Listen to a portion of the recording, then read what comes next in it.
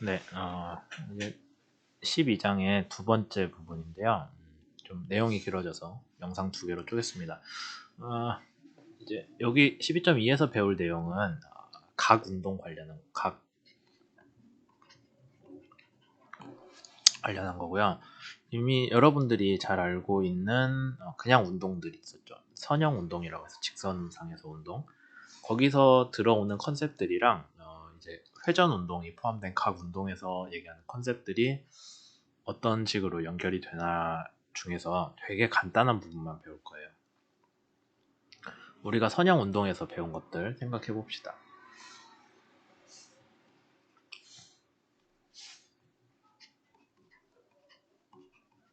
질량, 뭐 이런 물리량들을 배웠죠. 또 뭐가 있나요? 운동량.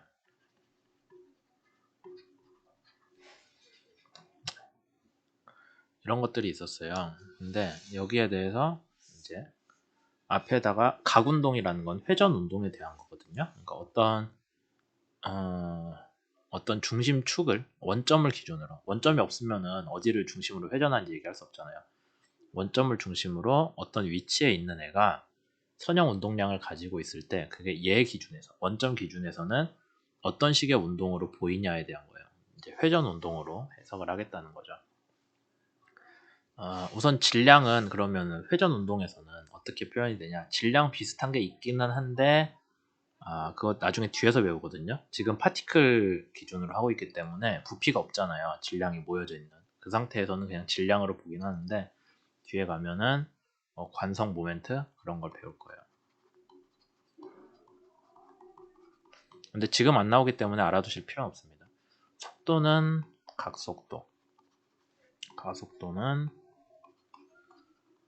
각가속도. 힘은 아마 아실 수도 있는데 토크 아니면은 모멘트라고 하죠. 영어로는 모멘트 오브 포스라고 정확히 쓰는데 모멘트라고 많이 쓰고 각 운동량 이라는 게 나옵니다.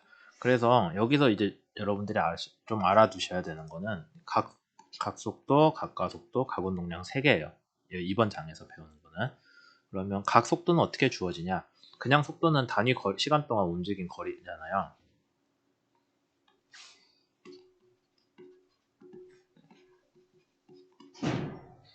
d 위치니까 dx라고 쓸게요.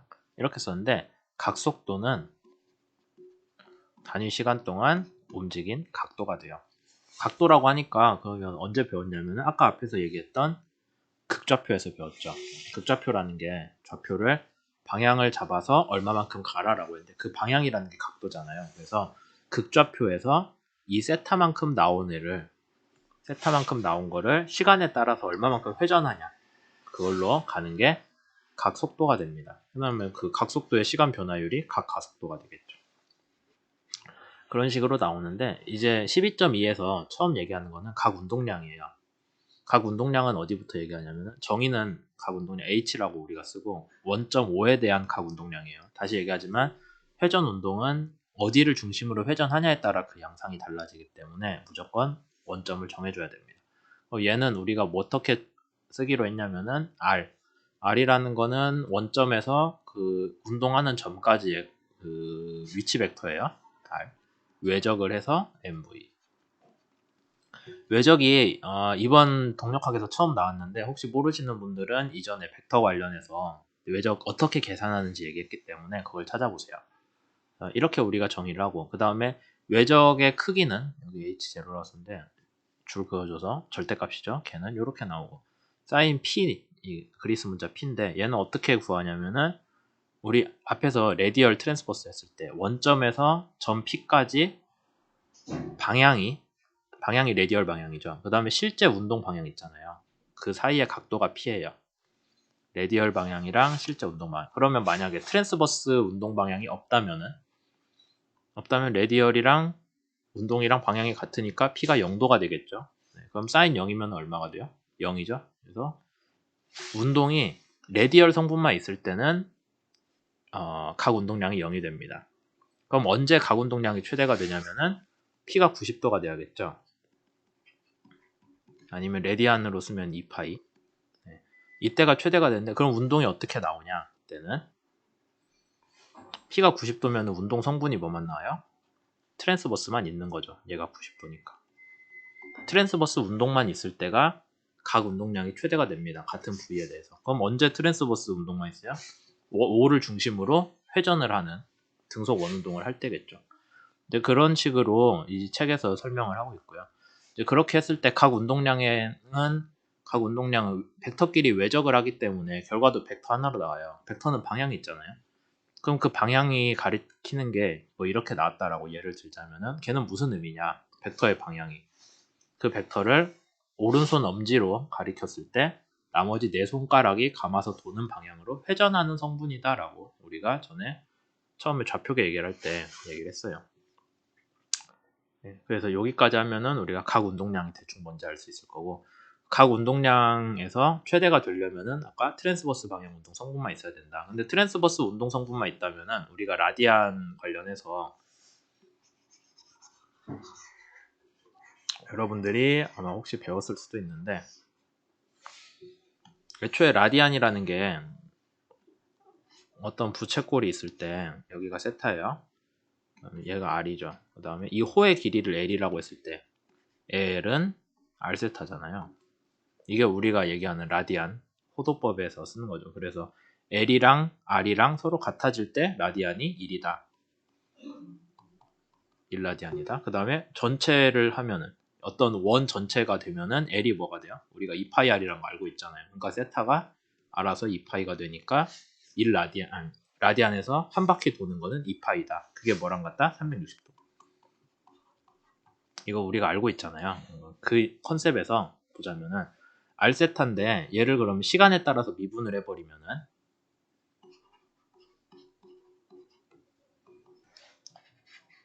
등속 원운동을 하고 있을 때요. 아니, 등속이라고 하면 안 되지. 그냥 어떤 원점을 기준으로 원운동을 하고 있다고 칩시다. 그러니까 왜냐하면 지금 트랜스버스 성분만 있는 경우를 해석하려는 거거든요. 트랜스버스만 있다면은 R 방향으로는 안 변하는 거죠.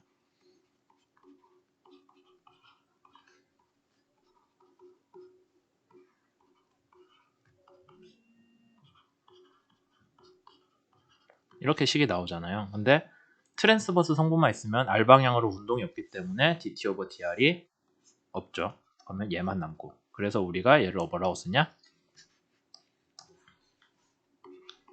R세타 닷이라고 쓸 수 있습니다. 그게 여기 나온 거예요. 그래서 걔를 이제 애초에 V가 실제 운동 성분인데 우리가 트랜스버스만 있다고 치면은 운동 성분이 얘밖에 안 남잖아요. 그러니까 V 자리에 얘를 넣을 수 있는 거고, 사인 P가 90도잖아요. 트랜스버스만 있으면. 그러니까 90도니까 사인 P는 1이죠. 그렇게 되면은 식이 이게 나온다. 네, 뭐 이제 이런 것들 얘기를 하는 거예요. 그럼 각 운동량이 어떤 원점을 기준으로 얘가 그냥 회전만 하고 있을 때, 뱅글뱅글 그 주위를 돌고만 있을 때, 레디언 방향 성분 변화 없이 일정한 반지름으로 계속 돌고 있다고 하면은 우리가 이렇게 써줄 수가 있다라는 거죠. 각 운동량.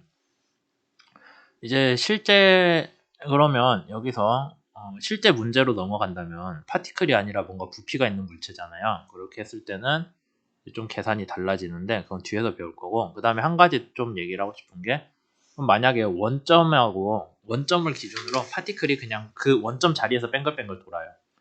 그렇게 됐을 때는 R이 0이잖아요. R이 0이 되니까 각 운동량도 0이 되겠죠. 그래서 파티클에 한정을 해서 얘기하자면은 파티클은 원점에서 돌고 있으면은 값이 그냥 0이 된다. 각 운동량이 0이 된다고. 파티클이 아니라고 하면은 어떤 물체가 부피는 있다는 거잖아요. 파티클이 아니면 얘 원점 5를 기준으로 물체의 무게중심이 원점 5에 놓인 상태로 돈다고 해도 원점에서 부피가 있기 때문에 원점에서 떨어진 위치의 애들은 각 운동량을 가지고 돌겠죠. 그 각 운동량을 다 적분을 해주면은 이 물체 전체의 각 운동량이 나올 거예요. 이제 그런 부분의 접근에 대해서, 그러니까 파티클이 아니라 질량들이 부피를 가지고 모여 있을 때에 대해서는 뒤에서 배우도록 합니다. 이렇게 됐고, 이제 마지막으로 한 가지만 더 얘기를 하자면은 각 운동량의 시간 변화율이에요. 각 운동량의 시간 변화율은 어떻게 되나? 쭉 구하면 되죠. 쭉 따라오다가 시간에 따른 질량은 안 변하니까 질량 보존이라 그거 있고, 그 다음에 뭐 식 쪽 보면은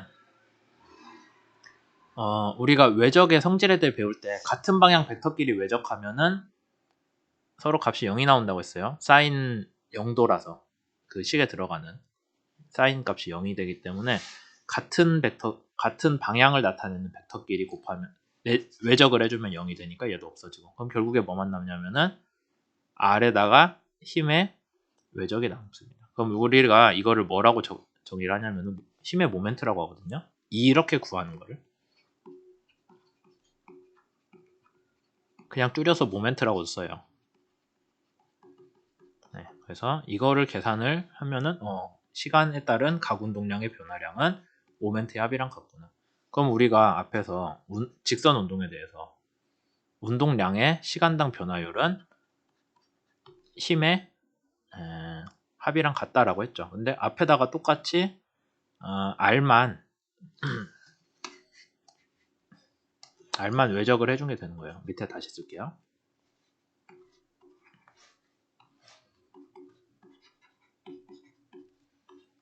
이게 우리가 이미 앞에서 배웠던 건데, 선형 운동량에 대한. 근데 똑같이 앞에다가 R에 대한 외적이에요. 외적을 해주면은 이렇게 되고, 그럼 얘는 뭐가 되냐? 이쪽은 각 운동량이 되는 거고, 이쪽은 모멘트의 합이 되는, F라고 쓰면 안 되죠. M이죠. 모멘트의 합이 됩니다. 그래서 이렇게 우리가 결과를 얻을 수가 있어요. 네. 그래서 지금 여기 12-2는 12.2장은 상당히, 그러니까 처음 보는 개념들이 나오기 시작하거든요. 아마 여러분들이 그냥 수업한다 하면 11장은 뭐 어떻게 원래 알고 있던 걸로 꾸역꾸역 넘어가요. 12.1도 괜찮은데 12.2부터는 좀 예습을 잘 하시고 들어오셔야, 아니면 수업 듣고 복습을 잘 하셔야 그 내용들을 따라오시는데 좀 어려움이 덜 할 것 같네요. 아마 이 부분 보시면은 여러분들이 그간 몰랐던 거 아니면은 빼먹고 있었던 것들이 좀 많이 티가 날 거예요. 아무튼 준비는 잘 하시고 수업 때 보도록 할게요.